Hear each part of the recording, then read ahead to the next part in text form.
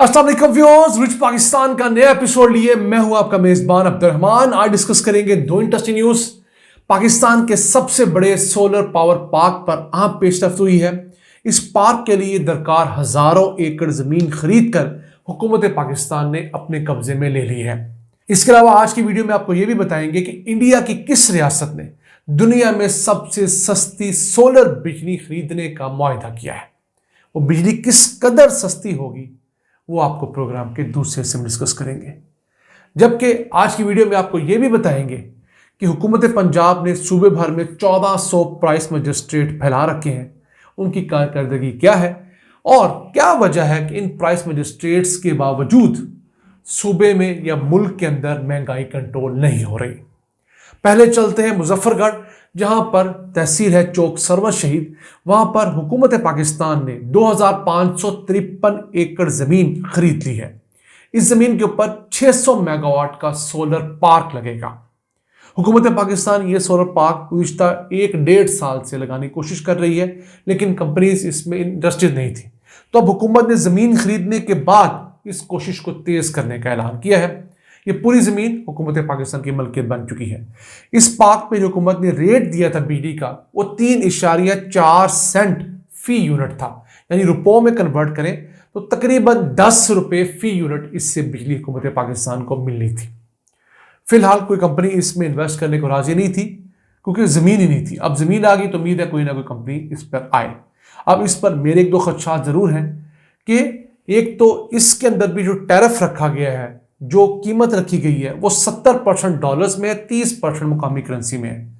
पाकिस्तान को पहले जो मार पड़ रही है तमाम पार्क से, तमाम पावर प्रोडक्ट से, वो इसीलिए है कि हम लोगों ने उनको बिजली की कीमत डॉलर्स में देने का वायदा कर रखा है।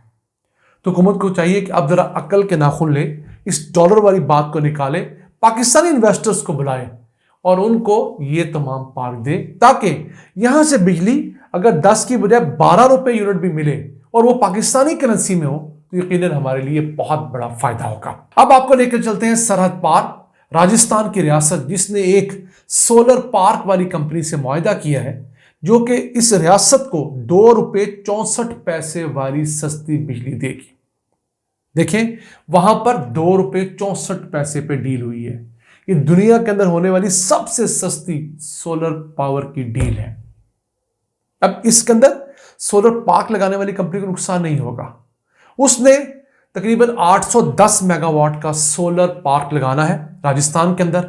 इस पर उसकी इन्वेस्टमेंट जो है वो 4800 करोड़ रुपए होगी। इसके बावजूद इतना सस्ता टैरिफ और इस टैरिफ के बावजूद ये कंपनी सालाना 560 करोड़ रुपए की आमदन हासिल करेगी। तो देखिए वहां पर किस कदर तेजी से इस जानब जाया जा रहा है। तमाम लोकल कंपनियां इस काम में इन्वेस्ट कर रही हैं। इसके साथ गुजरात की रियासत ने भी मुआहदा किया है इसी तरह की एक सोलर पावर कंपनी से। 600 मेगावाट का वो पावर प्लांट लगाएगी 4000 करोड़ रुपए की लागत से, और बिजली मिलेगी गुजरात की रियासत को 2 रुपए 70 पैसे फी यूनिट। तो पाकिस्तानी रुपयों में तकरीबन ये अमाउंट बनती है 9 रुपए के करीब। तो अगर हम इससे 1-2 रुपए महंगी बिजली भी बनवाने में कामयाब हो रहे हैं तो हमारा बहुत बड़ा एज है। गुजरात वाली कंपनी सालाना 427 करोड़ रुपए की आमदन कमाएगी। अब देखिए इतनी सस्ती बिजली के बावजूद कितना बड़ा मुनाफा है। यहां हम एक चीज क्लियर करते चले कि कायद-ए-आज़म सोलर पार्क जो बहावलपुर में बनाया गया था, वो बनाया तो 1000 मेगावाट के लिए था, लेकिन आज तक उसमें सिर्फ 400 मेगावाट के पैनल्स लग चुके हैं। मजीद इसमें पैनल नहीं लगाए गए। उसकी वजह यह है कि जब उस वक्त इस सोलर पार्क को टैरिफ दिया गया था तो वो तारीख का हाईएस्ट टैरिफ था। 14 सेंट फी यूनिट से ज्यादा का टैरिफ था। यानी जितना हुकूमत पाकिस्तान अब ऑफर कर रही है, इससे 5 गुना ज्यादा टैरिफ हम लोगों ने उस टाइम दे दिया था। तो उससे जो बिजली पैदा हो रही है वो 40 रुपए यूनिट वाली बिजली है उस सोलर पार्क से। इस वजह से उस सोलर पार्क में मजीद एडिशंस नहीं की गई। दूसरा मसला वहां पर यह है कि वहां पर रेत के बहुत तूफान आते हैं, तो सोलर पैनल्स को साफ करने के लिए बंदे बहुत दरकार है, पानी बहुत दरकार है। इस वजह से वो प्रोडक्ट उतना कामयाब नहीं हो सका जिसके लिए उसको बनाया गया था। उस वक्त जल्दबाजी ने शहबाज शरीफ ने शुरू तो कर दिया, इस चीज को नहीं देखा कि ये सोलर पार्क उन इलाकों में लगते हैं जहां पर रेत के तूफान ना आए, ताकि इनकी सफाई कम से कम करनी पड़े। आइए चलते हैं आज की दूसरी अहम खबर की तरफ। पंजाब हुकूमत ने ऐलान किया है कि सूबे भर में 1400 प्राइस मजिस्ट्रेट तैनात किए गए हैं, जिनमें से 1271 तो नए तैनात हुए हैं। अब इन तमाम मजिस्ट्रेट्स ने अब तक कोई 7 लाख जगहों का विजिट किया है पूरे पंजाब के अंदर। कुछ 23,000 मुनाफाखोरों को इन्होंने रंगे हाथों पकड़ा है। कुछ 6 करोड़ 20 लाख रुपए का उनको जुर्माना किया है। 1682 FIR काटी हैं और 4858 अफराद गिरफ्तार भी हुए हैं। ये जुबानी जमा खर्च हम तारीख में हमेशा से देखते आए हैं। खा मुशर्रफ का दौर था जब परवेज इलाही चीफ मिनिस्टर थे, खा उसके बाद नवाज शरीफ का दौर आया हो, खा इमरान खान का दौर आया हो, खा दोबारा अब मरियम नवाज का दौर आया है। इशू ये है कि पाकिस्तान में महंगाई कंट्रोल क्यों नहीं हो रही। उसकी 2-3 बड़ी वजूहात हैं। पहली बड़ी वजह, हमारे मुल्क में जिस सीजन के अंदर कोई चीज पैदा होती है, बदकिस्मती से उस सीजन के अंदर उसे संभालने का इंतजाम नहीं है, यानी कोल्ड स्टोरेजेस नहीं है। जब खजूर आती है तो खजूर इस कदर बहुतात से आती है कि हमारे पास संभालने का इंतजाम नहीं होता, हमें मजबूरन वो जानवरों को डालनी पड़ती है। आप स्क्रीन पर तस्वीर देख सकते हैं। तो उस हिसाब से हम फिर क्या करेंगे। हम सीजन के अंदर चीज को ज़ाया करते हैं, इसी तरह हम आलू के साथ करते हैं, प्याज के साथ करते हैं, टमाटर के साथ करते हैं, केले के साथ करते हैं।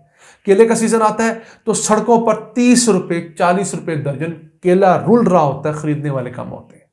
उस वक्त हमारे पास कुछ अच्छा मैकेनिज्म हो कोल्ड स्टोरेज का, तो हम वो तमाम चीज़ें महफूज रखें और अब जो सीज़न है, जब पीक सीज़न होता है, और तक चीज़ें पहुँचाएं।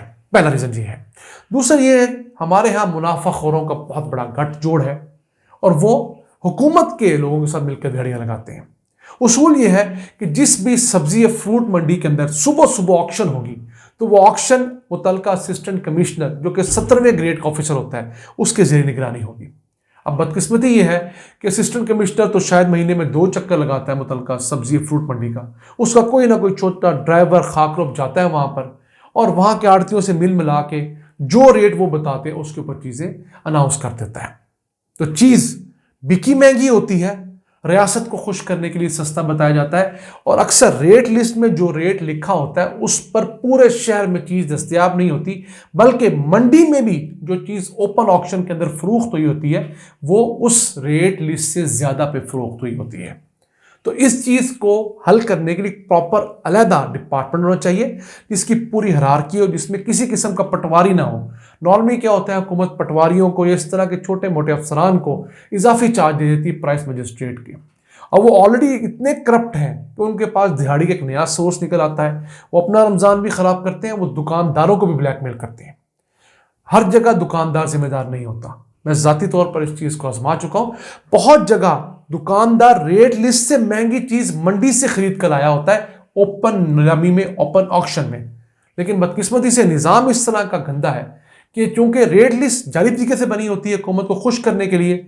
अभी गुज़िश्ता दिनों मरियम नवाज एक प्रेजेंटेशन में कह रही थी कि केला 180 रुपये दर्जन फरोख्त हो रहा है। उस दिन लाहौर शारे में केला 200 रुपये से भी कम पे फरोख्त नहीं हुआ, वो 180 न जाने कहाँ फरोख्त कर रही थी। यही हाल बुज़दार के साथ होता था, यही हाल सिंध में है, यही हाल खैबर पख्तूनख्वा में है। मुझे दुख इस बात का होता है कि हमारे हुक्मरान खुद नहीं सीखते। वो कहीं तो कोई चीफ मिनिस्टर सीख के आ जाए, किसी सरकारी अफसर से सीख ले, किसी ईमानदार अफसर को बुला के पूछ ले कि यार ये चीज़ कैसे हो रही है, इसको कैसे काउंटर किया जा सकता है। आपसे नहीं होता, हमसे सीख लें। हम आपको ऐसे अच्छे अफसरान दे सकते हैं जो कि आपको बताएंगे कि अगर आप वाकई ज़ख़ीरा अंदाज़ी कंट्रोल करना चाहें, महंगाई कंट्रोल करना चाहें, तो कैसे की जा सकती है। और फिर जब तक ये तमाम अफसरान के घरों में रिश्वत के तौर पर मुफ्त सब्जी और फ्रूट जाने का सिलसिला बंद नहीं होगा, जिसके अंदर डिस्ट्रिक्ट के भी अफसरान शामिल हैं, DC ACs के तमाम अफसरान बहुत हद तक इस मामले में इन्वॉल्व है पूरे पाकिस्तान में, फिर मार्केट कमेटियों के लोग हैं, वो जब तक ये रिश्वत के तौर पर पैसे और मुफ्त सब्जी फ्रूट गोश्त वगैरह लेने से नहीं हटेंगे, इस मुल्क में महंगाई का सैलाब नहीं रुक सकेगा। आज के लिए इतना ही। अपने मेज़बान अब्दुर्रहमान को इजाज़त दीजिए। अल्लाह के बाद।